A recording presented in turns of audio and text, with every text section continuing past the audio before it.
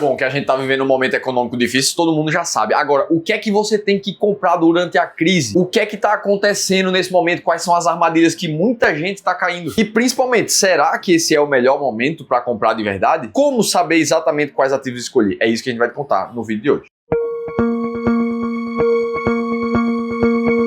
Vamos lá, e pra gente entender o que é que tá acontecendo no Brasil, vamos olhar pros fatos. Por que que muita gente tá dizendo que o Brasil tá entrando em crise? Bom, quando a gente fala do Brasil, a gente fala das nossas contas públicas como um todo. E aí, como primeira métrica, vamos olhar para as receitas e as despesas do nosso governo. E o que a gente vê até o final de 2024 era o maior déficit nominal dos últimos quase 10 anos. Ou seja, a gente vive sim o momento onde o governo gasta mais dinheiro da última década, mesmo arrecadando mais também. Aí você pode dizer, Felipe, mas esse gasto aí é o nominal, inclui também os juros da dívida do governo. E isso é verdade. Mas mesmo quando a gente exclui os juros da dívida, do que a gente chama de déficit primário do governo, a gente ainda assim vê uma trajetória que saiu de superávit para déficit no final de 2024. E isso tudo com a dívida subindo a patamares quase tão altos quanto a pandemia. Ou seja, a gente olha para isso e não é questão de se a gente está gastando muito ou não, é um fato, o governo está gastando muito mais e cada vez mais. Vamos para a próxima análise de fatos, como é que ficou a inflação do Brasil no último ano. Esse dado acabou de fechar e o que a gente vê é o IPCA em quase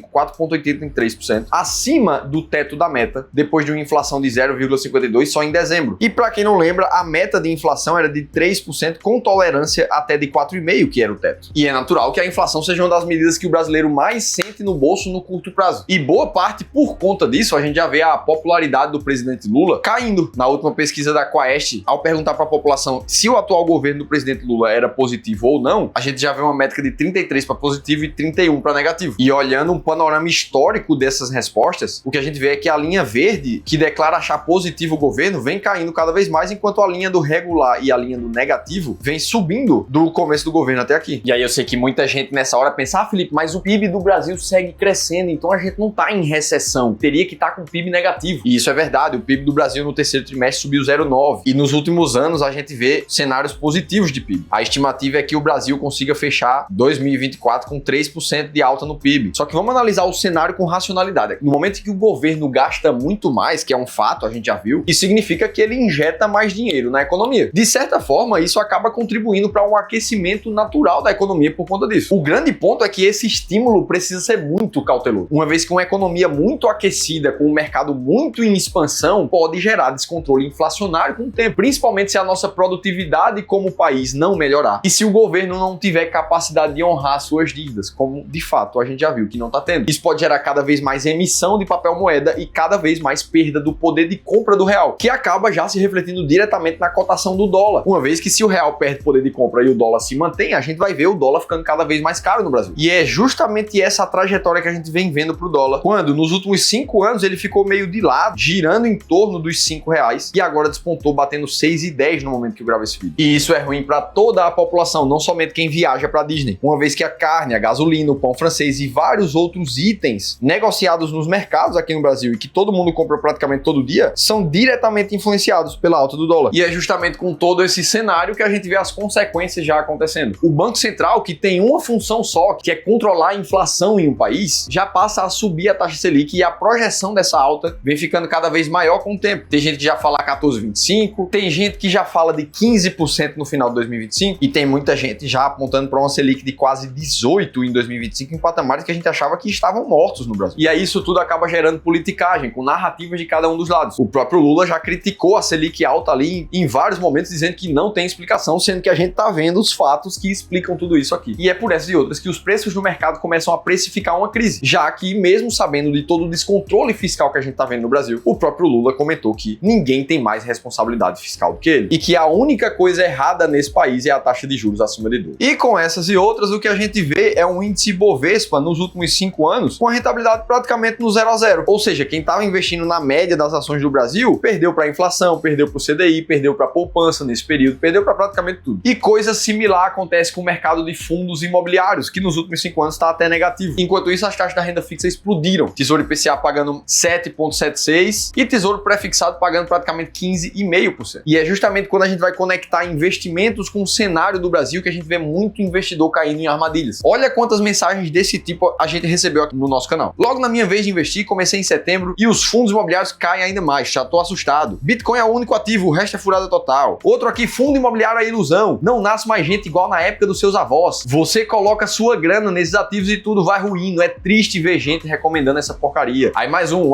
o Augusto ali falou, papo furado, não existe investimento no Brasil. Mais um, por causa do governo do amor, vendi todas as ações e fundos imobiliários. Ou seja, um panorama geral que a gente consegue conferir é muita gente saindo, vendendo os ativos de renda variável nesse momento para comprar outra coisa. Bitcoins, renda fixa, seja lá o que for, fazendo exatamente a receita certa de perder dinheiro nos investimentos, que basicamente é comprar ações, fundos imobiliários quando tudo tá otimista, quando o mercado tá bom demais, você vai lá e compra. E vender tudo quando tudo tá pessimista, quando tudo não tem mais jeito, quando o Brasil não tem mais cenário. E a gente vê isso se repetir várias e várias vezes na história. Olha esse exemplo aqui de um fundo de ações do Banco Itaú, somente para clientes private, ou seja, aqueles clientes normalmente com mais de 5 ou 10 milhões de reais em investimentos, ou seja, não são investidores desinformados. O que a gente vê é que, a depender da valorização da cota do fundo, que é essa linha laranja, quanto mais o fundo está subindo, mais a gente vê entrada de novos investidores, mostradas por essa barra preta ali atrás do gráfico. No ano de 2019, por exemplo, a maioria das pessoas estava comprando bolsa quando tudo era otimismo. Agora, o cenário contrário é exatamente o mesmo. Quando a cotação do fundo está caindo e, em tese, ficando um pouco mais barata, o que a gente vê é uma saída massiva de investidores desse fundo. Ou seja, vendendo quando tudo é pessimismo. Felipe, mas eles estão certos, tem que sair da bolsa na hora da tragédia mesmo. Você pode até pensar assim, mas contra fatos não há argumentos. A rentabilidade média dos investidores desse fundo do Itaú Private foi de praticamente zero nos últimos quase 20 anos, sendo que a estratégia de investimentos do fundo entregou quase 10% ao ano. Ou seja, por causa do mau comportamento dos investidores, eles não ganharam dinheiro, mesmo estando investindo num ativo que rentabilizou positivo. Então aqui a gente conclui que o problema não é o mercado de ações, o problema não é a crise, o problema é o comportamento da maioria de nós seres humanos, que por não ter uma estratégia clara de investimentos acaba fazendo a coisa errada. Tá, Felipe, tu falou bastante, mas onde é que a gente tem que investir na crise então? Bom, eu vou te responder de forma geral, com base no que a gente faz nos nossos clientes de Wealth Services aqui do Clube do Valor, que já superam juntos mais de 3,2 bilhões de reais em consultoria e gestão de investimentos aqui no clube. A gente tá falando de milhares de famílias, então eu preciso te dar uma resposta geral. Agora, você tá vendo esse ambiente de crise e você quer uma orientação particular de como você deveria estar investindo nesse momento, de qual é o ativo certo para comprar, para vender, de quanto você tem que ter em dólar, quanto você tem que ter em ações do Brasil, quanto você tem que ter em fundos imobiliários, quanto tem que ter em renda fixa, aí eu te convido a participar de uma sessão de consultoria gratuita junto com um dos nossos especialistas para ele olhar o teu caso individualmente e mostrar o melhor caminho para você. Para isso, basta você fazer a leitura desse QR Code que tá aparecendo aqui na tela ou clicar no primeiro link da descrição do vídeo. Agora, para você saber exatamente como investir na crise, são 3 passos muito claros. O primeiro deles é você ter uma estratégia muito clara de carteira para você. E isso depende do teu perfil, da tua tolerância ao risco como investidor. Eu vou usar essa planilha de simulação de carteira que a gente usa para os nossos clientes aqui do Clube do Valor como exemplo para te mostrar isso. Imagina agora que você é um investidor com um modelo que a gente chama de 100% renda fixa. Toda a alocação de capital que você tem está em renda fixa. Ora, para um investidor como esse, o pior retorno mensal que ele já chegou a ver foi algo muito próximo do 0 a 0. E essa carteira não apresentou quedas, ou seja, não ficou negativa em nenhum momento. Agora, vamos imaginar que você decidiu seguir um modelo sofisticado, como a gente chama de carteira, que tem proporções diferentes. Já tem proporções bem maiores na renda variável, de 20% em cada uma das classes de ativos e o restante em renda fixa. Ora, para esse investidor aqui, o pior retorno mensal que ele viu dessa carteira foi de cerca de 9,3%. E a pior queda do topo até o fundo dessa carteira foi de mais de 11,5%. Então aqui você precisa ser muito honesto com você mesmo e se perguntar: será que eu vou ficar confortável com uma possível queda de 11% do meu patrimônio? 1 milhão de reais vão virar 890, 10 milhões de reais vão virar 8 milhões e 900. Vai ter gente que vai responder sim, vai ter gente que vai responder não para essa pergunta. E é por isso que existem vários modelos diferentes de alocação de carteira para você escolher o seu. Mas o importante é ter porcentagens muito claras em cada uma das classes. Feito isso, você vai seguir para a tua alocação inicial. Ora, imagina que você decidiu 20% em fundos imobiliários, então você vai pegar o seu capital proporcional a 20% e você precisa agora escolher os melhores fundos imobiliários da bolsa, os mais consolidados, que pagam mais dividendos. Tudo isso também com estratégias muito claras. Ah, decidi 20% da minha carteira em ações do Brasil. Ora, se a gente está falando de 1 milhão de reais, você sabe que é 200 mil reais ali